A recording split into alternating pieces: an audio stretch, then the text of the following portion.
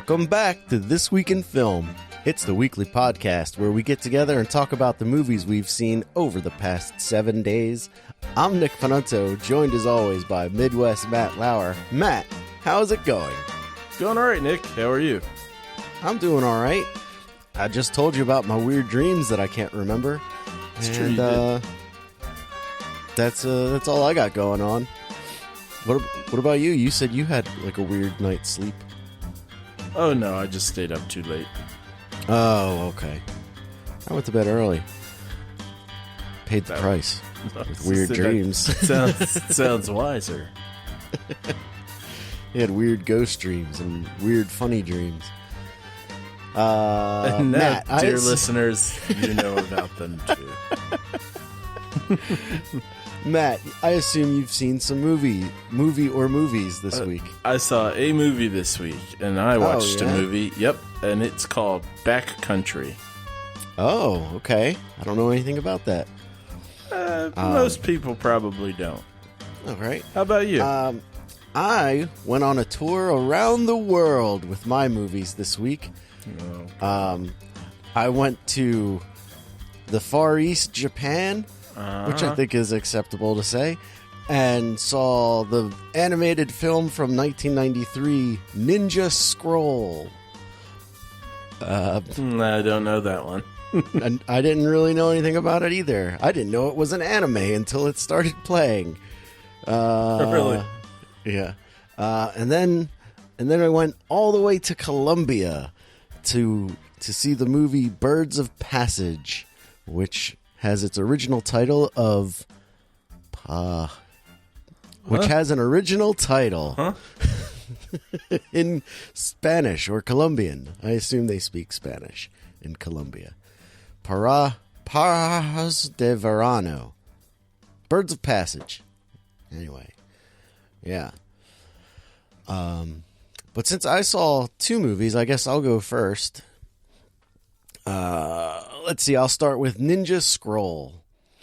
So, Ninja Scroll from 1993, directed by Yoshiaki Kawahiri. And this was a movie. So, as you know, I've been listening to the We Hate Movies podcast.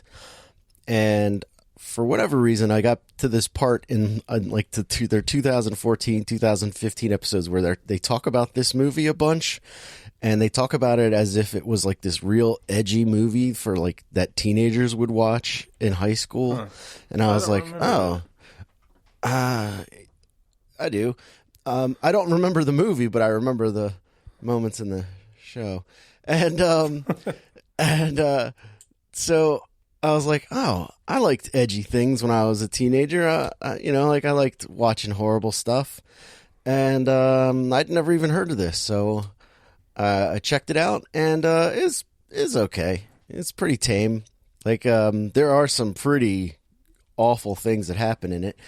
I assume you want me to talk to you about the plot of I was the movie. going to ask, what's the plot? I don't know.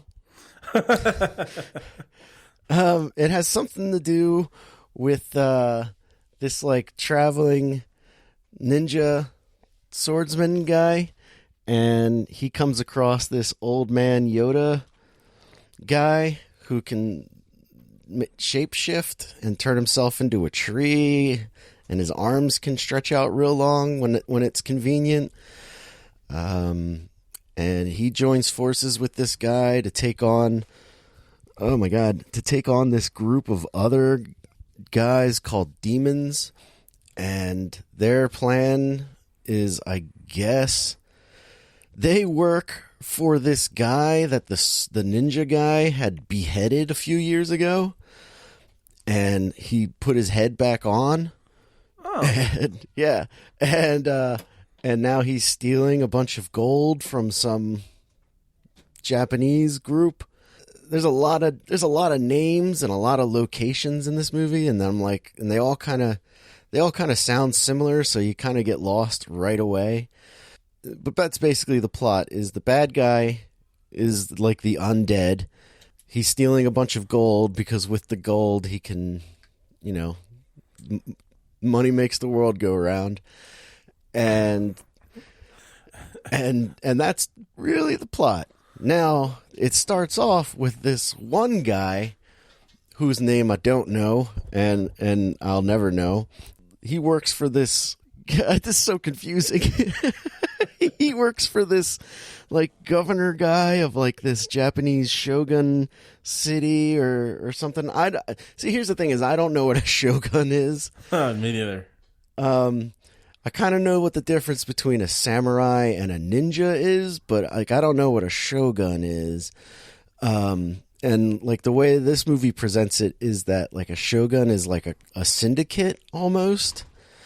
And I don't know if that's the correct interpretation, but anyway, so like the first guy that you think is the main character, he's like, hey, there's like a whole village of dead people. We should investigate that. And the guy in charge of the family's like, yeah, you should go investigate that. And he goes, I will go investigate that. And the guy's like, okay, go investigate that.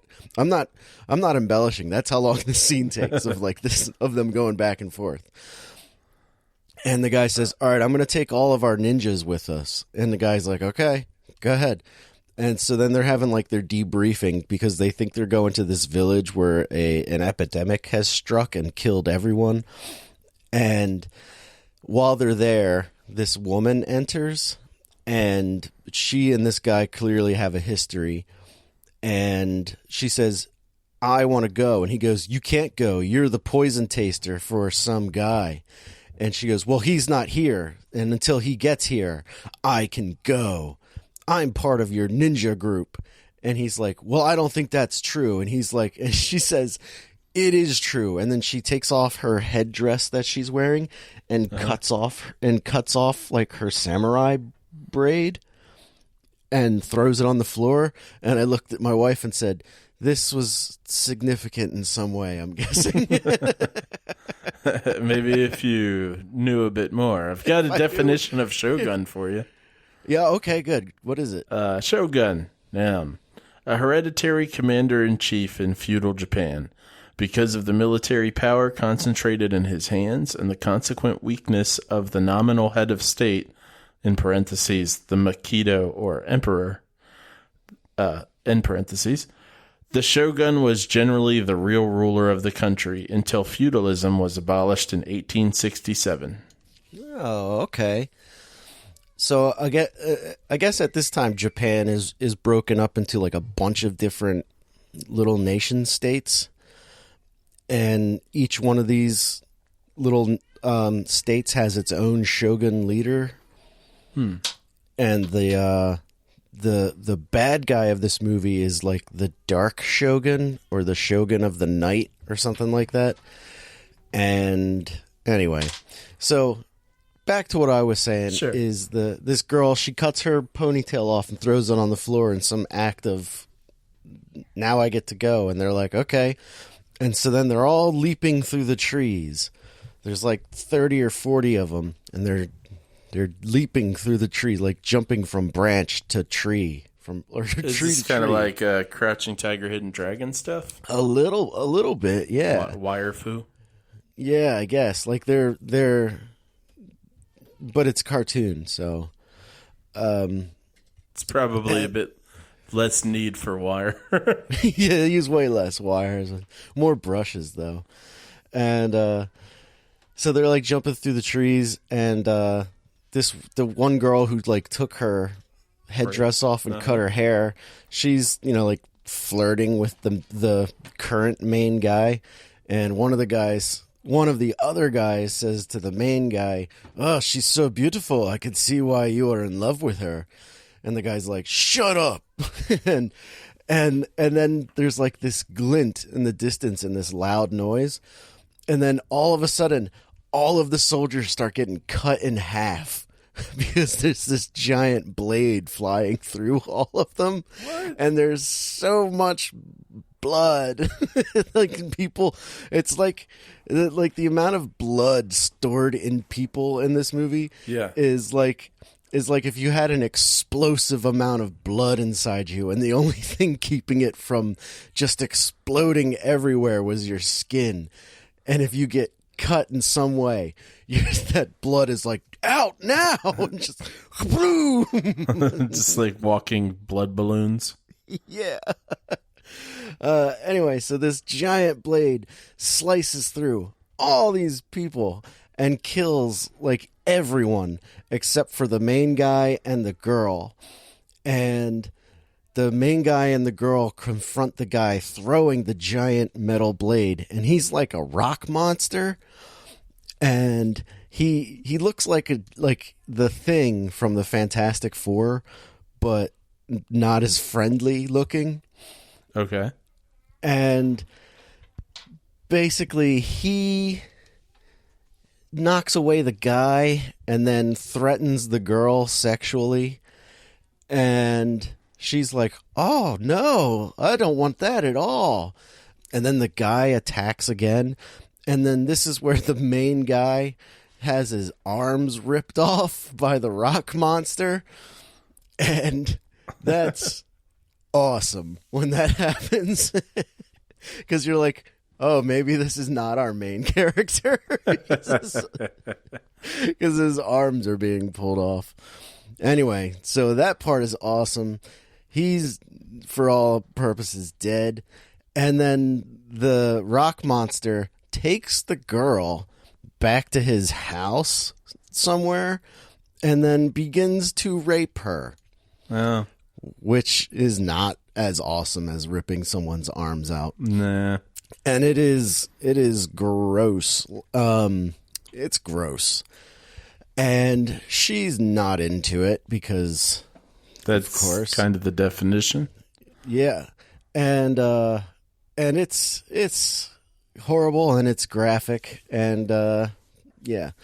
But surprisingly, the real main character of the movie, who I forgot that we met at the very beginning for some like real quick interlude scene, he's in there in the cabin while this is going on, and he like stops it and then fights the rock monster. Mm-hmm. And that's how he and the girl meet, and he rescues her. And so he like fights the rock monster. The rock monster's like invincible, so they get away. I'm sorry, the rock monster's invincible, but they still get away. And then they run into, like, they go their separate ways. She like thanks him, and then they go their separate ways. And then the main character, whose name is Gemma, or is that the bad guy? Jubei. Jubei is the main guy. And he runs into the old Yoda man, whose name I don't know. And the old man says, hey, you're going to work for me to help stop the bad guys. And Jubei's like, I don't really want to do that. I kind of like doing my own thing. And the old man throws a throwing star into his arm, and it says, well, you will now, because that's a poison-dipped throwing star, and if you don't come with me, you're going to die in 2 days. And the guy goes, all right, I guess I'll come with you. That's pretty slow poison. Yeah.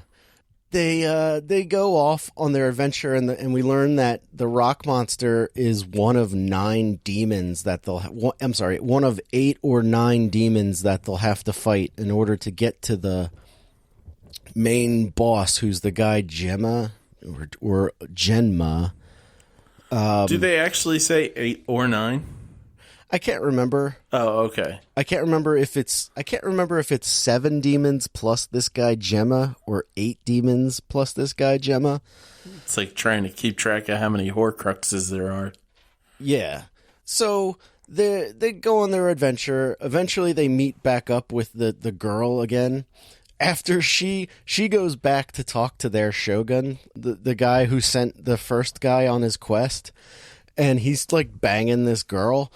And it's graphic, and she's like, hello, I have a report for you. And he's like, what? And he's just like standing behind this girl who's bent over, and she gives him the report about how everyone's dead but her. And he's like, okay, well, go find out some more information about it before we send out our armies. And she goes, okay. And then the guy goes back to banging that girl. And so then she's back on her mission, and eventually she and the main guy cross paths again, and then the 3 of them team up to fight these other guys. They come across the rock monster again, and the main guy like dispatches him easily. But it turns out that it wasn't because of his excellent swordplay. It's because the main girl is poisonous. Like she's the chief poison taster for the. That's her job. She's chief poison taster for like the king or something. And because of all that, her skin is soaked in poison, and anyone who touches her will die of poison. And that's what happened to the rock monster while he was molesting her, is that he got poisoned, and it just so happened that it affected him during that fight, and he fell apart. Yeah. So. Well, I guess that's convenient for that fight. Yeah. Yeah. And who would have thought that rocks would be susceptible to poison?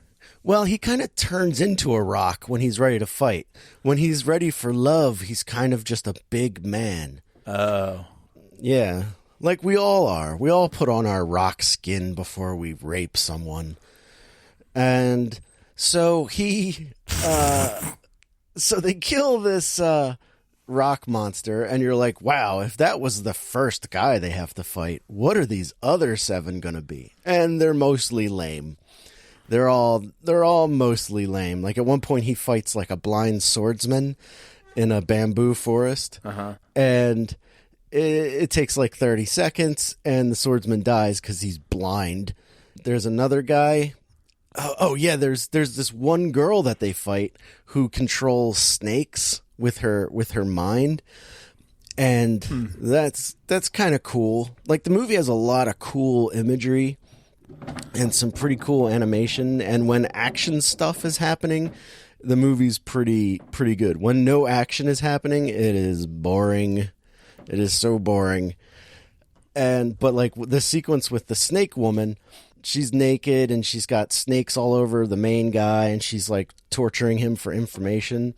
And then the girl shows up right behind her, and out of the snake woman's vagina comes this other snake. And it bites the main girl in the leg, and then the main girl kills her, but the poison doesn't affect her. And the main guy is like, are you okay? He tries to suck the poison out of her leg, and she kicks him in the face, which was funny. And she goes, I'm fine. I'm immune to poison because I'm soaked in it, or something like that. And he's like, all right, let's continue on our adventure. Anyway, so then there's like other monsters. Like there's this one monster who's like a Freddy Krueger nightmare, where he like lives in the shadows, and he's got like a metal claw hand and some like weird imagery all over the place, which was kind of cool. They kill him easily. There's this other guy. How long is this movie? Because it seems an like hour and a. It's what? 90 minutes. It's 90 minutes. So this is just like lightning speed. Oh, yeah, it doesn't stop. Huh. Except for when it does stop, and it feels like it's not doing anything. There's another bad guy who he can control wasps, and they all live in his back. Like all the wasps in the world live in this nest that's built into his back. Oh, that sounds disgusting. It is.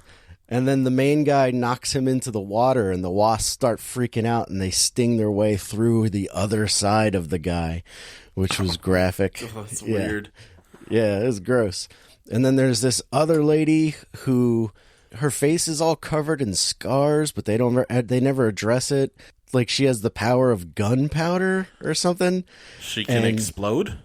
No, she kind of just throws gunpowder, and then she has to like light it to like make things explode. That sounds really ineffective. Yeah. It's like Pyro from the X-Men, where like he can't make fire, but he can control fire. So he has to have like a flamethrower on his back at all times so that he has fire at the ready. So there's that guy. And then there's like the boss of the demons who has like this little string that he can throw around people's necks, and it electrocutes them. It also serves as a telephone. Which sounds even more ridiculous than it is in practice. And then finally, the boss of all the levels is this guy, Gemna, or Genma, who the main guy had decapitated in a previous battle, but he's back now. He also has a robot arm and a robot leg, and they have this big fight on a boat, and the main guy just gets punched in the face over and over and over again. But he's fine. He gets hit in the face with his robot arm so many times, and he's just fine. And he like just, you know, they have their big climactic fight. Yeah. This movie, that's really all I have to say. I don't know. I mean, I could talk forever about this movie. I'd say it's worth checking out, but only for the action stuff, because when there's nothing happening on screen, like literally it's the cheapest looking animation where like the head isn't moving, but the mouth is doing the same 2 frames of animation where it's like open or closed. But when there's action stuff happening, it's gorgeous and it looks amazing. The story is pretty stupid, but like the action looks great. The sexual violence in the movie is pretty messed up. Yeah, it sounds like it. I honestly, I expected a lot worse going into it because I was like set up for like this real graphic kind of movie. So I don't know. I don't want to say it was a letdown, but I was like expecting a lot worse than what we actually saw. So I guess that's a plus. Yeah, it's probably worth seeing. I didn't hate it. I just kind of thought when nothing was happening, it was really boring. Yeah. Ninja Scroll. All right. Yeah, that's really all I got to say about that. I might skip that one. Between the sex stuff and the wasp thing, it sounds like enough imagery I don't need. No wonder you're having funk ass dreams. So, Backcountry is a movie from 2014 starring Missy Peregrine, Jeff Roop, and Eric Balfour. And if you don't know who those people are, then you are like me. Except for the Eric Balfour guy, who's in it the least of the 3. He's been in, like, he was on 24 for a while. He's one of those faces where you're like, oh, I've seen that guy in something else. But this is a movie that's based on a true story. I'm not quite sure to what degree. Could be that there was once a couple who went camping. But this is a kind of a suspense movie. I don't know if thriller's the right phrase, but it's definitely about suspense. It's sort of when you look at the whatever you would call it, the title card, I guess, like, you know, on Netflix, it seems like I guess it'd be the box cover. There's just no box. It seems like you know art. Yeah, there you go, cover art. It seems like you know what it's about. But then once the movie starts, there's some other conflict that arises, and you're like, I'm not quite sure if this is about that or if this is about... I'm not quite sure what the conflict's meant to be here and who the antagonist is, or who or what the antagonist is. And I suggest not watching the preview. Because I watched the movie almost a week ago, but I watched the preview for it, or the trailer, last night, and I was like, oh, well, the trailer totally doesn't allow for that to happen. So don't watch the trailer. Spoiler alert, do watch the movie. So this couple decides to go to the woods. I'm not sure where exactly they are. They might be in Canada. But it's pretty clear that the husband is the one kind of directing this trip. He's like, yeah, I used to live in this area. I used to go hiking in these woods all the time. And there's this like special lake that he wants to get to. And it's kind of implied that the wife is kind of a phoneaholic. Like she's just always checking her email and stuff like that. To be honest, that makes it sound like she's annoying. And I don't think that's the case at all. But he's trying to get her to, you know, focus on their vacation. Trying to get her to disconnect. Yeah, unplug, hang out, see this special place, get in touch with nature. And you get to kind of see how they get along with each other a bit in their car ride there. And then throughout the movie, there are threatening circumstances. And it's a survival movie, eventually. Yeah. Is it a horror movie? I don't know what you would... I don't know what you would categorize it as. I think maybe thriller or suspense thriller. Suspense drama? If that's a thing, that's where it would go. Suspense drama. So you're kind of with them trying to survive for the rest of the movie. Here's what's not so great about this movie. I'm going to do the bad, then the good. One thing that kind of hit me right away is that they wanted to do creative stuff with camera, like cinematography wise, unnecessarily. Like there are a lot of shots where you're like, I don't know that we need a Dutch angle right now. Just really for no reason, as far as I could tell. I think it is a good movie to have handheld, going on in it, because it might feel more like you're there hiking with them. It's just a little over the top. One of the other not so great things, and when I say not so great, I really mean that. It's not there's really nothing about this movie that's outright bad, but the pacing, it doesn't feel like it's like all over the place, but it doesn't have the kind of rising action, or the accumulation of drama or tension throughout the movie. Within their relationship, they hit a point where their annoyances with each other really come out the most. And it's present throughout the movie, but it feels like it just hits a peak all of a sudden. And it sort of makes sense that it would hit when it does, because they realize they're lost and it sort of happens all at once. But it feels a little strange, like that the tension like hits this peak so suddenly. It could have probably been amped up a little bit more leading up to that point, and more in the most general sense, the action of the movie or things coming together, it's very last 10 minutes of the movie ish, and then it sort of resolves or ends pretty quickly. But like I said, it's not outright bad or anything. It's just a little bit strange. It's a short movie, so it doesn't. It's not uncomfortable. It's not real frustrating or anything. And the male character, I can't quite figure out. I don't think it's the actor, but I'm not 100% sure. Between the two of them, he's the weaker actor, but I think it's probably more the way the character's written. He's just annoying. Mm-hmm.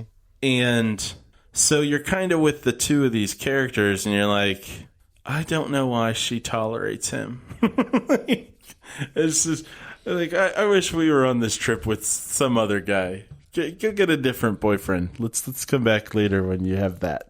On the flip side, though, is he is he trying to take her to this magic spot to propose to her or something? Well, don't you just like to spoil things, Nick?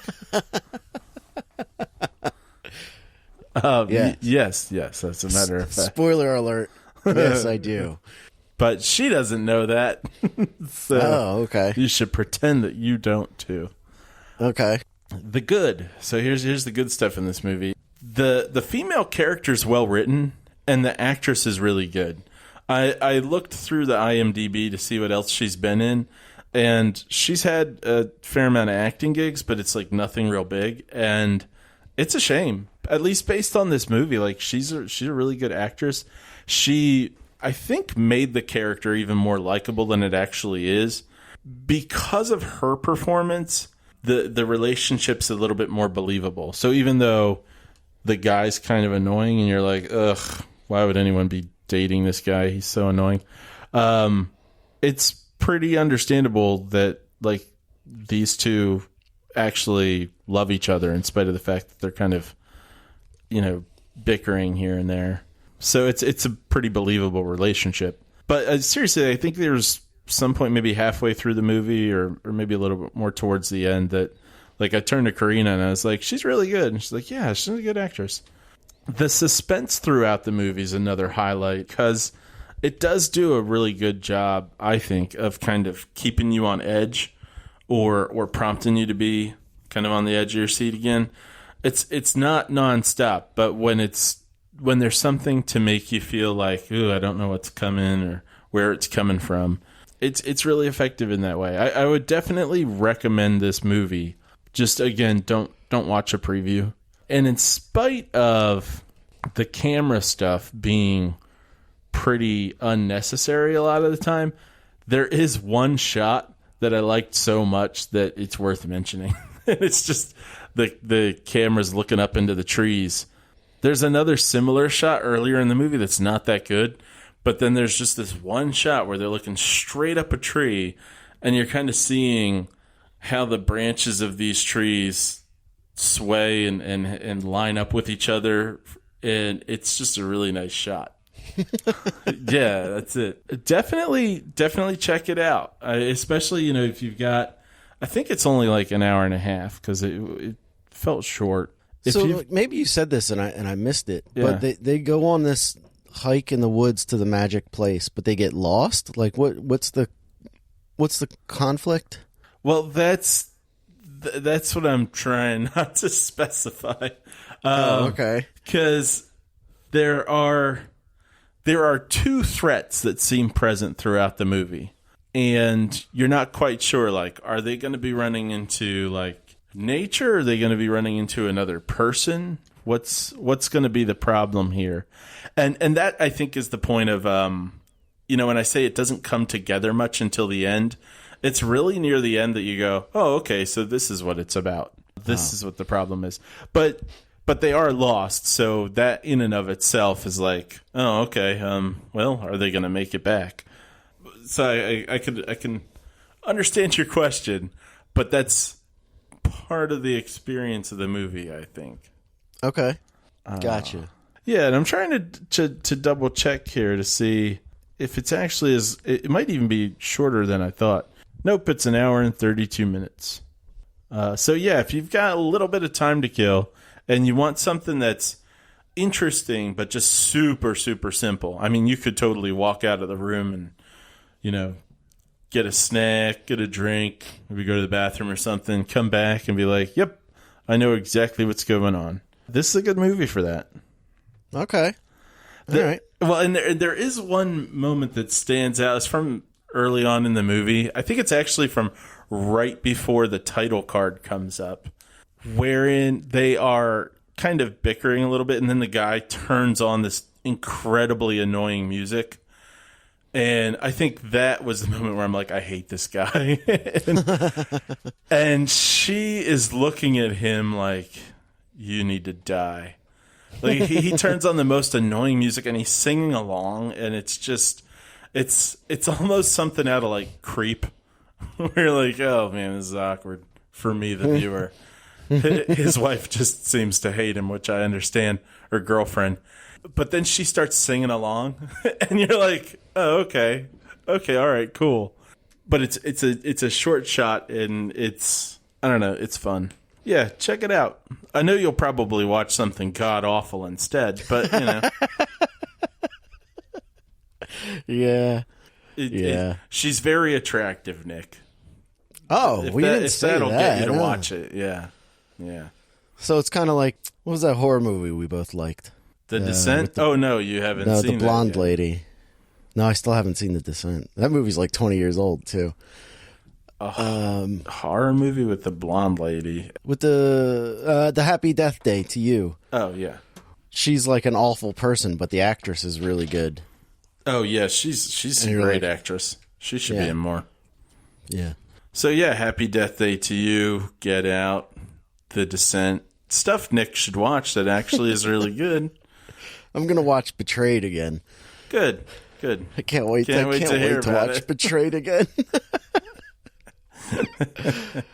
All right, so that brings us to the second movie that I watched this week on my world tour of film, Birds of Passage, or Parajos de Verano, directed by Cristina Gallego and Ciro Guerra.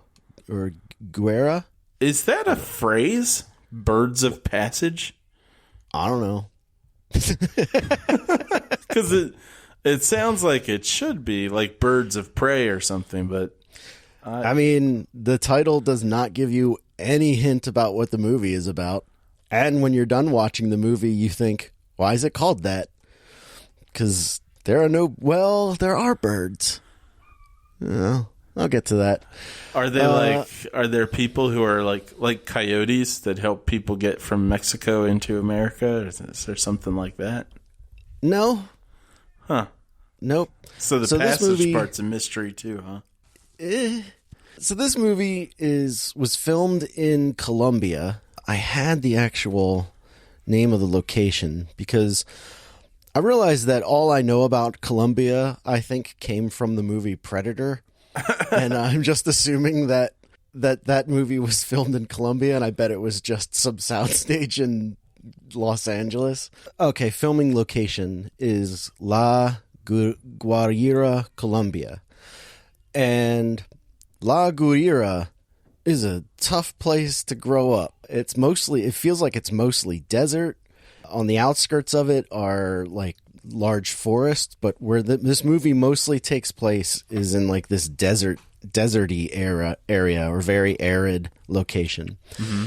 But the basic plot of this movie is the main guy, whose name is Rapayet, who's played by Jose Acosta. And I'm sorry, Jose, but Jose was the worst actor in this movie. The main character was the worst actor in this movie. Oh, that's not good. He's just bad. Just terrible. Everybody else was really good, but this guy's really bad. But he plays this guy, Rapayet, and he's like this ambitious worker guy. Like he basically does errands and drop-offs for people. Also, it's the 70s. And he and his friend Moises are at like a bar, like they just got done doing like a hard day of work of like moving a bunch of coffee beans because I guess, Colombian coffee is Yeah, that's what huge. I think of. And yeah, they have to move so much coffee. It's insane how much there is. And so anyway, it's the end of their workday and they're chilling out and they're at this bar and these two white people show up, like this guy and this girl, and they apparently are in the Peace Corps, which was a new concept at the time. And they're basically looking for weed. And they keep asking the bartender, hey, you got any weed? And the bartender's like, nah, because I guess it's not super prevalent then. Mm-hmm. And the main guy, Rapayet, says, I can get you some. And the white guy's like, okay, we could use like 50 kilos, which is a lot. That sounds like a lot. Yeah, especially for like a first time kind of thing. So Rapayet has like a cousin who owns a drug farm. So here's the other thing is that Rapayet is I can't find the name. He's like an indigenous guy in Colombia. Like, I don't want to say Indian because it's not correct in any way. And his friend Moises is, I guess, of Latin descent, and he's not part of their tribe, so they call him... Oh, God, I should have wrote this stuff down because there's so much terminology that we don't use. Yeah, that they use constantly. Mm-hmm. Basically, the word that they use for the Moises and like all these other people is outsider, and the indigenous people don't like outsiders at all. And so the fact that Rapayet works with this outsider is a problem. And you get from moment one that Rapayet is the nose to the grindstone, let's get the work done guy. Uh-huh. And that the Moises guy is the, hey, man, I just want to party guy. And you're like, oh, I know where this is going to go. So basically, they make an arrangement with the dude's cousin to buy all this weed. And then they sell it to the white people. And there's like this other white guy there who's like interested. And basically, long story short, they start this huge cartel industry. Mm-hmm. Like you expect, things go well for a time. And then all of a sudden, things start going bad. Is it because of the chill guy? Yep. Chill guy takes things a little too... Well, the chill guy takes things way too far and ruins everything. And you're like, of course he did. You stupid, useless guy. You stupid guy. Like, you're just like, you had it. You had everything, guy. All you had to do was just not be yourself. He's like that sort of like quintessential brother-in-law that's just a useless lump on the couch. Yeah. Okay. Yeah. He's useful, but like for whatever reason in this one scene, like he gets like the power he's got goes way to his head and he kills the wrong people. And Rapayette is like, "Oh my, why would you do this? What are you doing?" And he's like, "'Cause we need a plot." Yeah. And then movie's got a movie. Yeah, exactly. Oh, that's the other thing is I could not figure out if this is based on a true story or not. Like it really just kind of feels like a Colombian Godfather movie where it's like it takes place during this time, but all the characters are fictional. But like things start going from bad to worse for our main character. He has a wife and 2 children, and his mother-in-law lives with them, and she is a vision seer for their tribe. And she has like dreams about the future and stuff, and he takes her visions, and you know, like she says, "Oh, I see death approaching," and then like all this death happens, kind of stuff. So anyway, the main guy ends up having to kill his friend Moises, right? Oh. As like punishment, because things, like I said, things go from bad to worse, and he's got to go. He kills him the same day his wife is having their baby. And before he can touch his new child, the mother-in-law's like, no, you're covered in the blood of that dead guy. You can't touch the baby, otherwise you'll curse the baby. And he's like, here okay, I was thinking the baby rose from the ashes like a phoenix. It's Moises too. And so he's like, okay, well, I guess I will go take a shower. And she goes, no, you got to go show the drug guy that you killed this guy and that you're covered in his blood so that he'll believe you that he's dead. And he's like, okay. So then like I have to drive like 3 hours with him covered in this dude's blood to go visit his cousin. It's kind of stupid. There's this one character in the movie, and the movie takes place over like 25 years. And there's like this kid character who we get to watch grow up throughout the movie. He starts out as just like this cute kid, and then by the time he's an adult, he's just an ass. I guess one of the rules that these tribes have is that the leaders of the tribes have, if they have a daughter, no one can touch her. She's like an untouchable kind of thing until you like pay the dowry to marry her. Also, the dowry is like 30 goats and 2 cows, which pretty good bargain.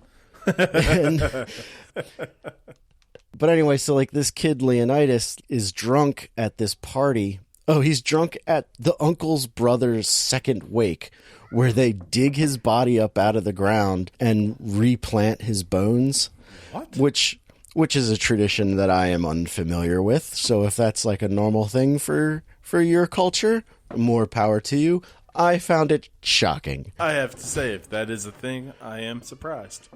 Yeah, and they do that thing where like they dig up the bones and then they put them in a bag and clean them, and then they replant them in a different cemetery, and then they have like another big party. And at this big party, the Leonidas kid basically gets handsy with the drug lord's daughter and causes great shame among the Rapayette's family, and they have to like flee, and then they have to apologize, and basically the drug lord says, we'll say everything's cool if you give me all this stuff, plus that kid has to come work for me for 2 weeks. And Rapayette's like, fine. So they send the kid off to work for him, and everything's going fine until like the kid bribes somebody to get him some alcohol. And the Leonidas kid gets drunk, goes walking around, and he finds the drug lord's daughter. And it's unclear what happens, but I think the implication is that he rapes her, which is terrible. And then it's like full-scale war between the two factions of this family. And then it's at this moment the movie goes from A to C, where you're like, okay, I'm on board. And then like you understand how an American crime movie works. And then, but this is not America. And then this is like, you know, like indigenous tribes who have like their belief system that's set up, and it's spiritually based and all this stuff. And so they're making decisions based on that. And like this guy, the main guy lives in this mansion in the middle of a mud field, or like a dried mud field. And you're like, you could have planted one tree. You could, I mean, just one tree would have really helped you out here. Anyway, inside the house, he like is always in his office and he's always talking to somebody. And then there's this giant bird walking around. And I said to Jill, I was like, oh man, look, they are bird rich. They're so rich. They've got birds walking around. But no one ever addresses the bird. And later on in the movie, Jill goes, I don't think that bird's really there. I think that bird is the ghost of his friend. Because he keeps talking about how he's always talking to Moises. Uh-huh. And I was like, oh. And then this bird is just with him wherever he goes. And I'm like, oh, man, I think you're right about this bird. And then I was like, oh, they're not bird rich. He's just crazy. And so, but it's this giant bird. Like, it's a bird that's like not like ostrich big, but way bigger than a chicken. And it looks like a small velociraptor, but with feathers. And anyway, it's just walking around, just tiptoeing around. So the movie keeps going, and I don't want to like spoil all of it, but it was definitely worth checking out. It is a foreign film, so you have to watch it with the subtitles on. Sure. But it was very good. I really enjoyed it. All of the acting, except for the main character, is really good. It's an amazing glimpse into like a completely foreign culture. You get to see Colombia. Like, I had never seen Colombia before. Do you ever watch the show Modern Family? No. One of the characters on Modern Family is from Colombia, and she always talks about, she's like, in my village in Colombia, and she talks about how terrible it was, but like in a funny way, and you're like, okay. And then you're watching this movie, and you're like, oh my God, if this was her village, like, how did she even get out of there? And you're like, oh man, but Colombia is like a huge country, so, you know, it's probably not all like this, but Colombia's got its issues. And I guess this movie takes place when the drug trade was first starting to pick up, so it's before all of the terror that became Colombia. But it's a very good movie. It's not as deep as I think it wants to be. It's no Godfather or anything like that, but it's very good. It's very interesting, and I would highly recommend checking it out. And it's only 2 hours long. Like it's a long 2 hours. Like it feels its length, but it's interesting. And the whole time you're like, I'm into this. So yeah, Birds of Passage is totally worth your time, I think. All right. I don't know when I might be in the mood for that, but it sounds interesting. Yeah, we turned it on because it was like the first thing listed, and we were like, what do you want to watch? I don't know. And I was like, we could watch Get Out. And Jill's like, Jesus Christ, Nick, you son of a bitch. and we it's literally like Get Out or The Descent. But like I have this thing that just shows a random movie, and this was the first thing listed, and we're like, ooh, Birds of Passage, what's this about? And we just started it not knowing anything about it. So it was like a wonderful treat. But that's how we were presented with Betrayed too. Yeah, where it was like the random movie, and we were wonderfully surprised. But this was good in a different way. In a good way. Good way. Yeah, it's good in the traditional sense. Yeah. So that brings us to the part of the show where we add to our movie rankings list. This is a list that each of us has been compiling since the end of December of 2018. Every time we add a new movie to the list, it has to be either better or worse than a movie already on the list. And I'll go first, and I'm going to put Birds of Passage into the new number 27 spot between Iron Man 3 and Mission Impossible 6 Fallout. I'm going to give this movie 3 stars. And it's a total recommend. / I liked it. Now, the other movie that I saw was Ninja Scroll. And that movie is going to go down in the number 57 slot between Batman Ninja, which was not intentional, between Batman Ninja and The Christmas Chronicles. And I'm going to give this movie 2 stars. And I would say it's worth checking out. Just for the exploding bodies of blood is worth the journey. It is fun. That's my list update for this week. Matt, you saw one movie. Where would you like to put it?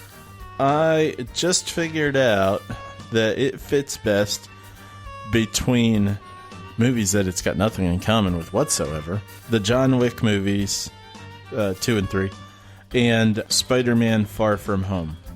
So going into the number 16 spot between Spider-Man Far From Home and John Wick 2. Okay, maybe I need to just write down that John Wick 2 comes after John Wick 3. And how many stars would you give this movie out of 5? I'm going to give it 3. 3 stars. And would you recommend / like it? I would, definitely. Yes? All right. I'll hit the yes. Now, if you're interested in seeing our movie ranking list, you can try and find us. This is the easiest way to do it, is just try to find us on Letterboxd. We're This Week in Film on Letterboxd. You can find us there. I would say go to the website, but I've been having issues with that website. Also, if you know how to do internet things, why can't I see anything I'm typing on WordPress? Because I would love to update our website, but cannot figure out why I can't.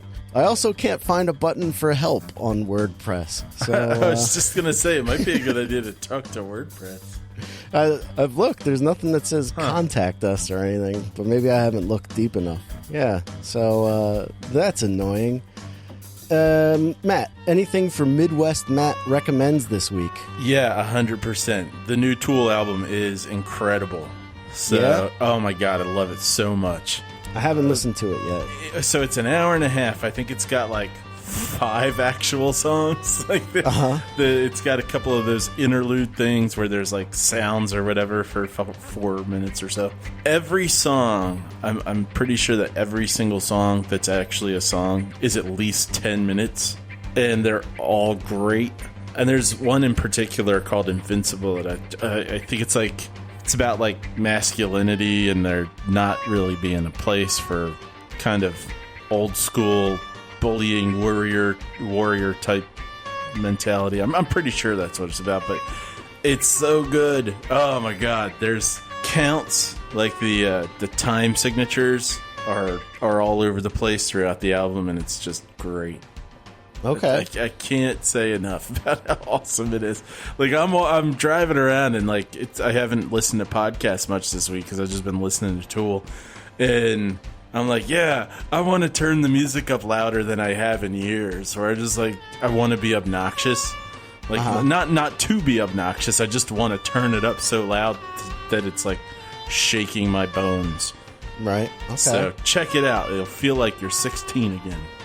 Oh, okay. Great. Yeah. My knees work then. That'd be awesome. See? All right. Well, I guess that's going to do it for the big show. Well, if that's the end of the reel, we'll see you next week in film. See you then.